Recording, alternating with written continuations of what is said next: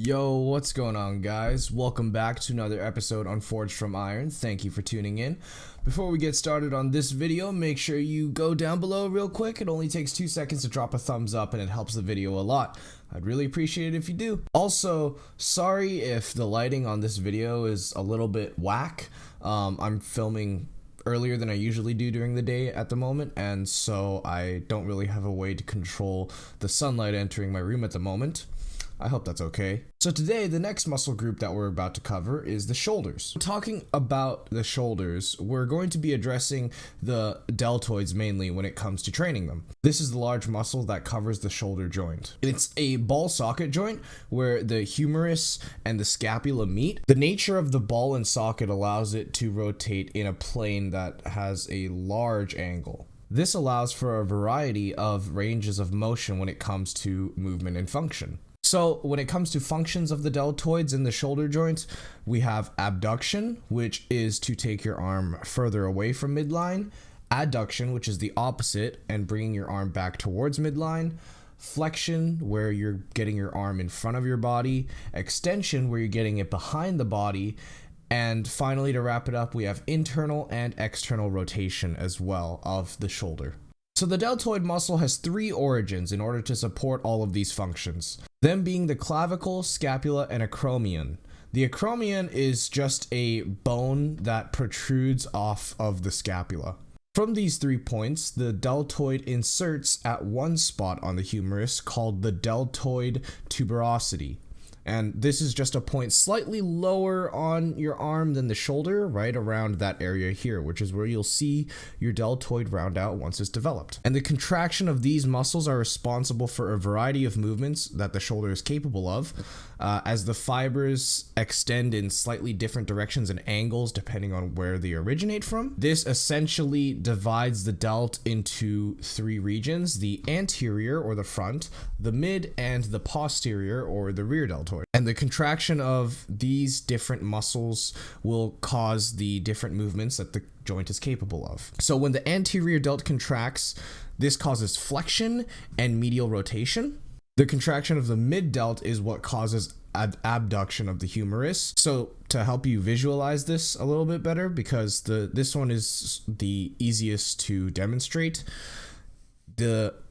you can imagine the fibers running this way down your mid delt on your shoulders, and so when they contract, it's going to bring your arm away from midline. Hence, abduction occurs. Finally, the contraction of the posterior deltoid causes extension behind the back and external rotation as well. Furthermore, the chest and rotator cuff muscles are involved in supporting the structure of the shoulder joint. So let's take this into some exercise examples.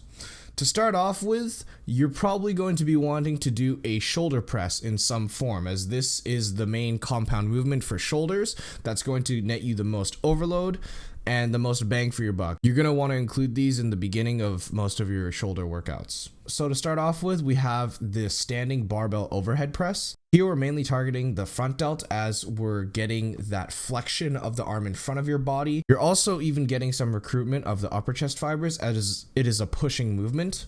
However, it's going to be mainly shoulder dominant, as you're pretty much at like a 90-degree incline.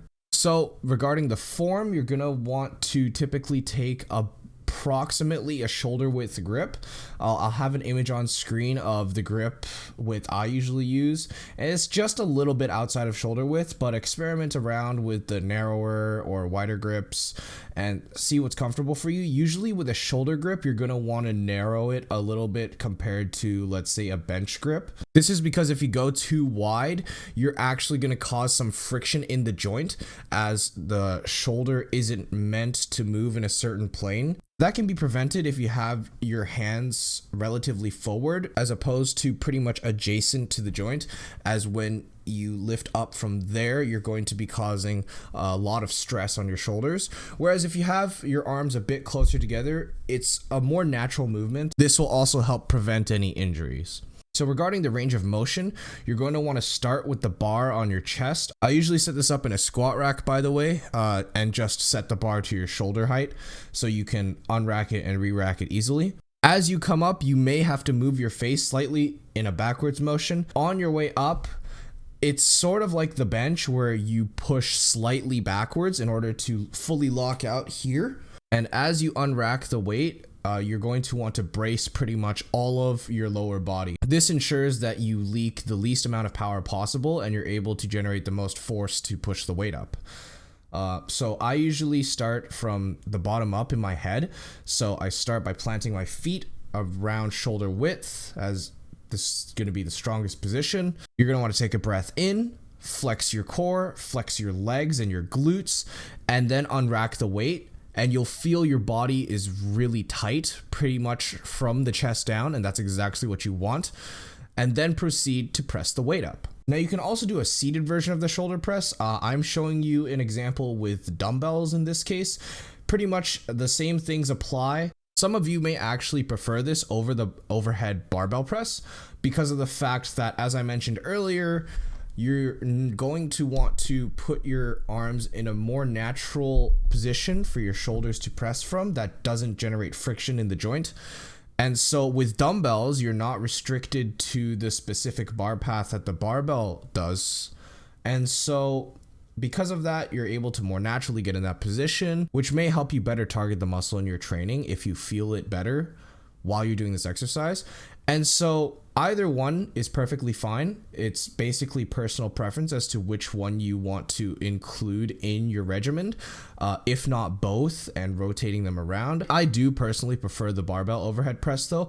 I found that when I started doing that, my bench press, it skyrocketed a lot once I got stronger on the overhead press, probably because of the fact that I strengthened just accessory muscles for it. But that's just my personal anecdote with it. Moving on to the mid delts, lateral raises are your best friend, and this is pretty much the epitome of shoulder training right here. You'll see pretty much everybody do lateral raises. It's pretty simple. What you're going to want to do is either get a cable or a dumbbell or something and raise it to the side. Form tips regarding this are you're going to want to be careful not to target your traps because they're going to want to naturally get involved and assist with this movement. Your body is smart. It wants to make things easier, and so it's going to involve other muscles. A mental cue I like to think about in order to try to minimize this is to try to raise your hand first, the weight first, rather than your elbow. Because if you raise your elbow first, it's prime for your traps to contract and help raise the weight up to that point.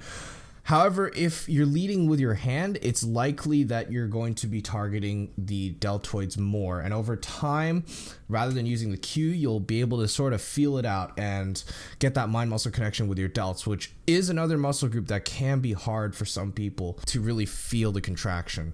Finally, we wrap up. Yes, the shoulders are a very quick muscle group to go over because of the fact that it's a small muscle group. So we're coming to the end fairly quickly here. To wrap up, we're going to cover the rear delts. Now, as we mentioned earlier, in order to target this muscle, we're going to want to look at exercises that get extension of the arm behind the back and some sort of external rotation, preferably. And so you can do this with a variety of exercises. I personally here am doing cable sort of reverse flies, and all I'm doing here is I'm grabbing the cables with no attachments on them. This is an exercise, by the way, that you're gonna probably go way lighter on compared to your other exercises. Right here, I believe I'm doing like 15 pounds only. And so here we're getting extension of the arms behind the body, as you can tell by trying to get your elbows back.